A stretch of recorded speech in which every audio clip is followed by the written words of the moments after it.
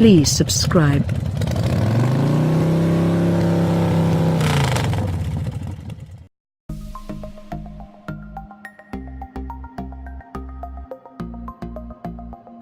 Wow! That was the first thing written in the notebook after getting out from behind the wheel of the 2018 Hyundai i30 N Performance. So let's cut to the chase. The i30 N Performance is not just seriously good for a Hyundai. It's seriously good, period. It might not have quite the surgical precision of Honda's dazzling Civic Type R, but it's one of the best hot hatches in the business, a quick yet coolly composed car that makes Ford's Focus RS feel a little crude and klutzy. The bad news? The i30 N Performance won't be sold in the US. The good news? The guys at Hyundai's new N division, working under the direction of former BMW M engineering chief Albert Biermann, are using exactly the same engine, transmission, and suspension hardware to create an N Performance version of the Veloster that will be coming to the States next year. N comes after M, but the nomenclature has nothing to do with Biermann's shock 2014 move from a plum job at BMW to become Hyundai's vice president of performance development and head of the company's new high-performance vehicle division.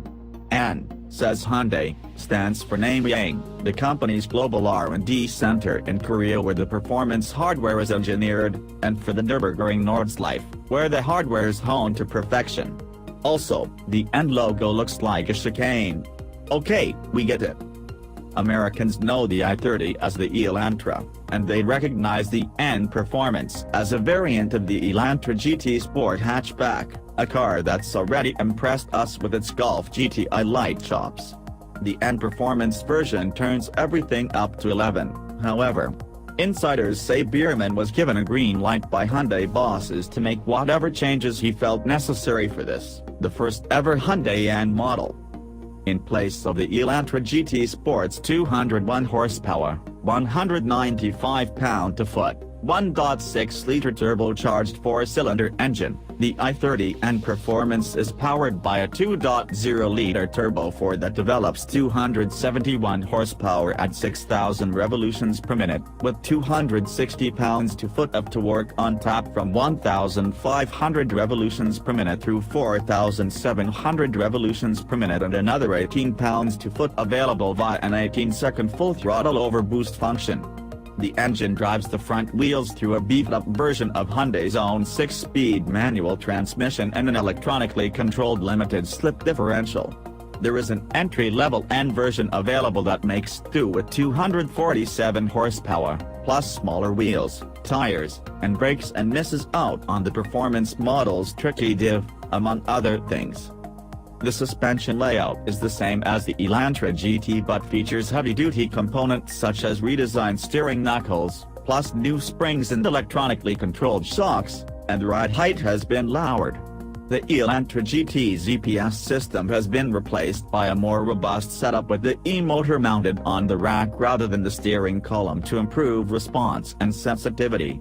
Other changes include the adoption of bigger brakes, with 13.6-inch rotors up front and 12.4-inch units at the rear, and 19-inch alloy wheels fitted with 235/35P0 tires developed specifically by Pirelli for the i30 N Performance.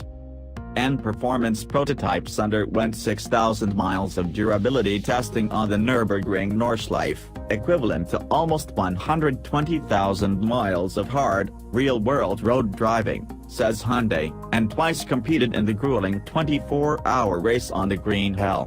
That level of experience is reflected in detail touches such as the bar across the body behind the rear seats to improve body rigidity and the large vents in the redesigned front bumper to help cool the brakes. So confident is Hyundai of the car's durability that Hyundai UK is promising to honor its regular 5-year, unlimited mileage mechanical warranty even if you take the i30 N Performance on the track.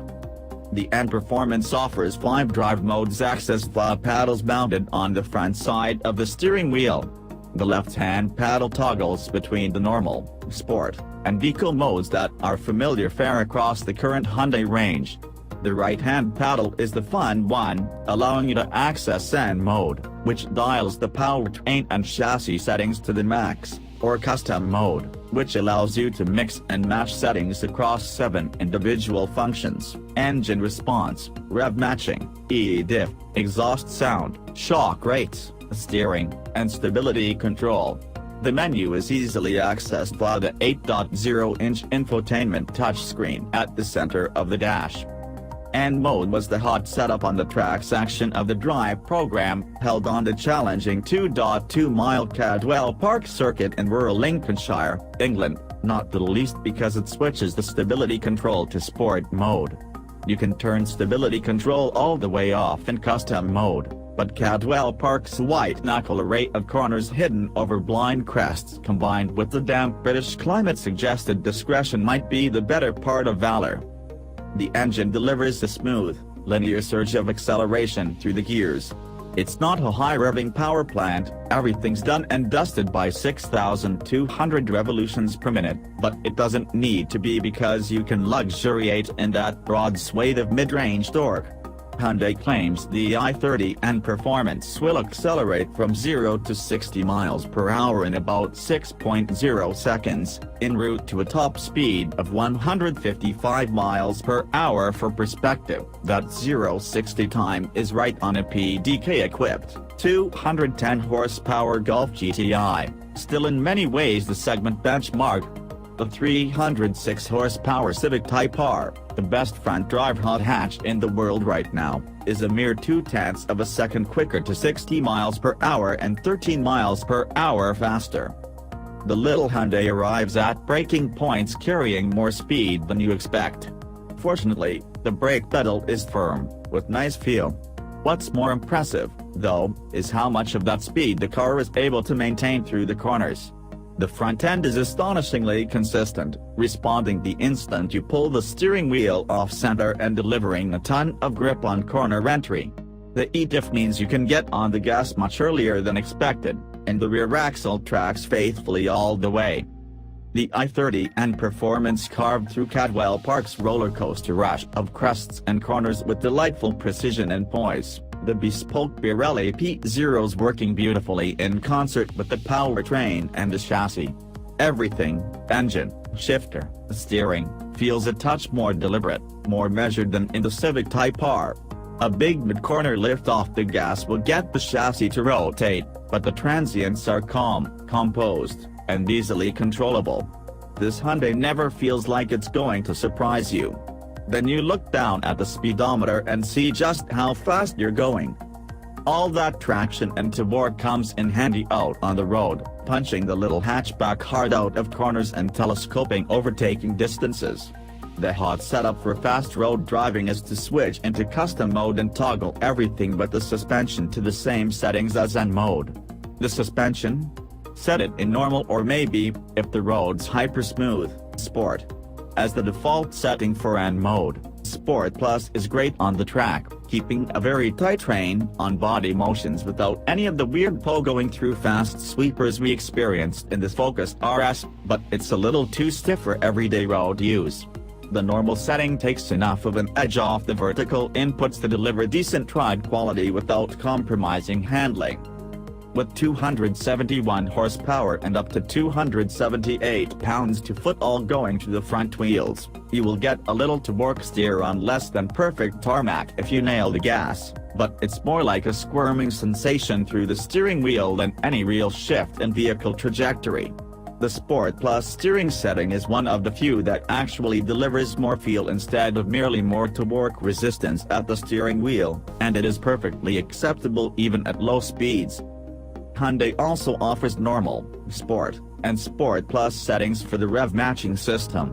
As these things go, it's one of the best, but if you're used to old-school, DIY, heel and toe downshifts, you'll probably prefer to switch it off for fast road driving.